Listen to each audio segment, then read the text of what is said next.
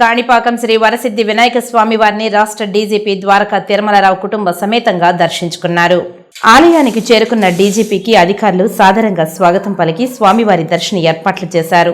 అనంతరం ఆలయం వెలుపల మీడియాతో మాట్లాడారు. రాష్ట్రంలో ఎవరైనా దాడులకు పాల్పడితే ఏ పార్టీ నాయకులైనా తప్పులు చేసిన వారిని వదిలిపెట్టే ప్రసక్తే లేదని హెచ్చరించారు.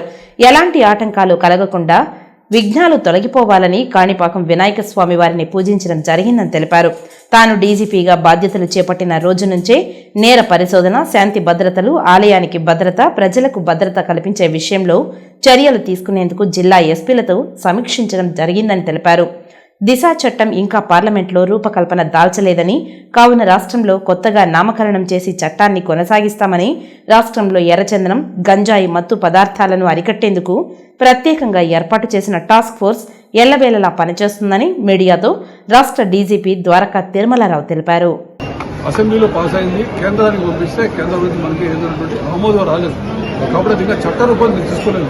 సో దిశ చట్టమే లేనప్పుడు దిశ పోలీస్ స్టేషన్ అనేది మిగిలిన విషయాలతో మీరు కూడా ఏకీభవిస్తారు. దానికి సంబంధించి నామకరణం మారుతుంది, బట్ పనులనే విధంగా మహిళా పద్ధతిని అయితే పనిచేస్తున్నాం.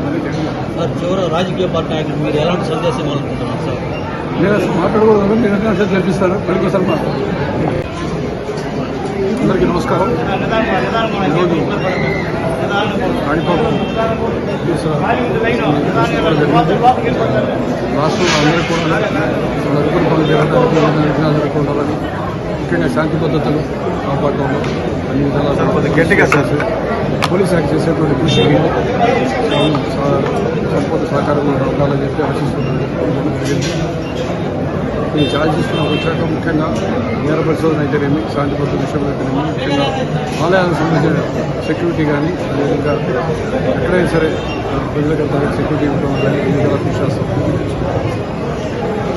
శాంతి భద్రతలు కాపాడేందుకు మీరు ఎలాంటి చర్యలు తీసుకుంటున్నారు సార్? ఇక్కడ చూశారు మీరు, కొత్త ఎస్పీలు అందరినీ వేసాము. అందరూ కూడా దిశానిర్దేశం చేసి సరైన పద్ధతిలో చట్టాన్ని గౌరవిస్తూ ఇంతకుముందు ఎప్పుడైనా చిన్న చిన్న పొరపాటు జరిగితే ఎన్ని జరగకుండా చూసుకోవాలని చెప్పేసి, అదేవిధంగా ఇంతకుముందు ఎక్కడైనా యాక్షన్ తీసుకొని కేసుల్లో తీసుకోవాలని, అదేవిధంగా ఎప్పుడైనా తప్పులు జరుగుతుంటే ఎన్ని సరిదిద్దుకోవాలని చెప్పాలని దిశానిర్దేశం చెప్తూ ఉంది. ఏ విధంగా అయినా సరే ప్రజలకు ఎక్కువ జవాబుదారీతనంగా ఉండాలి.